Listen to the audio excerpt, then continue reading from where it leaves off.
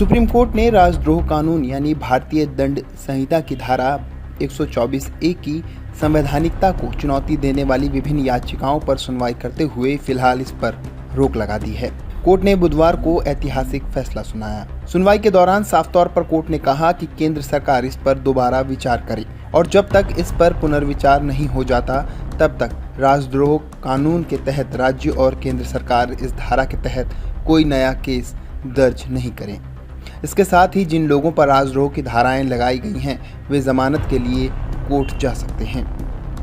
इस बीच अंग्रेजों के ज़माने से चले आ रहे इस कानून के तहत दर्ज केसों पर भी निगाह डालनी चाहिए। आपको बता दें कि साल 2014 से 2019 के बीच कुल 326 लोगों पर राजद्रोह का मामला दर्ज किया गया, लेकिन इनमें से सिर्फ 6 ही लोगों को अब तक दोषी ठहराया गया है। गृह मंत्रालय के मुताबिक 2014 से 2019 के बीच राजद्रोह के कुल 326 केस रजिस्टर्ड किए गए। इनमें से सबसे ज़्यादा मामले बीजेपी शासित राज्य असम में दर्ज किए गए।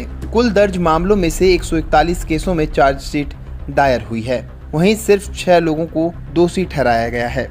असम की बात करें तो यहाँ राजद्रोह के सबसे ज़्यादा 54 मामले दर्ज हुए हैं। इनमें से 26 केसों में चार्जशीट दायर हुई है और 25 केसों में ट्रायल पूरा हुए हैं, लेकिन इन 6 सालों में एक भी आरोपी को दोषी सिद्ध नहीं किया जा सका। राजद्रोह के मामले दर्ज करने के मामले में दूसरा नंबर झारखंड का है।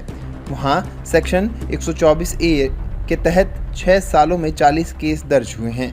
इनमें से 29 केसों में चार्जशीट दाखिल हुई है, वहीं 16 केसों का ट्रायल पूरा हुआ है। कुल 40 केसों में से अब तक सिर्फ एक को दोषी ठहराया गया है। तीसरे नंबर पर भी बीजेपी शासित राज्य हरियाणा है।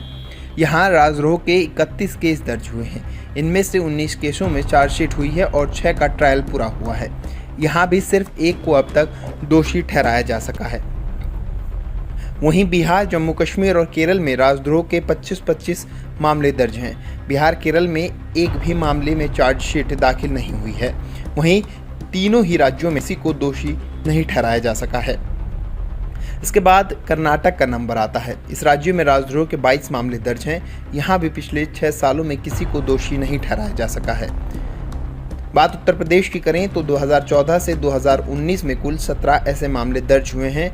वहीं पश्चिम बंगाल में ऐसे 8 मामले दर्ज हैं। दोनों ही राज्यों में अब तक किसी को दोषी नहीं ठहराया जा सका है।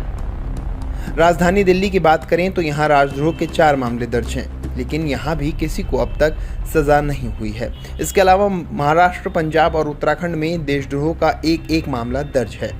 मेघालय, मिजोरम, त्रिपुरा, सिक्किम, अंडमान निकोबार द्वीप समूह, लक्षद्वीप, पुडुचेरी, चंडीगढ़, दमन एंड दीव और दादर नागर हवेली ऐसे प्रदेश हैं जहां पिछले 6 सालों में राजद्रोह का कोई मामला दर्ज नहीं हुआ है। गृह मंत्रालय के डेटा के मुताबिक साल 2019 में सबसे ज़्यादा 93 राजद्रोह के मामले दर्ज हुए हैं। वहीं अब तक जिन 6 लोगों को दोषी ठहराया गया है उनमें से 2 को साल 2018 में, वहीं एक को 2019, 17, 2016 और 2014 में सज़ा सुनाई गई थी।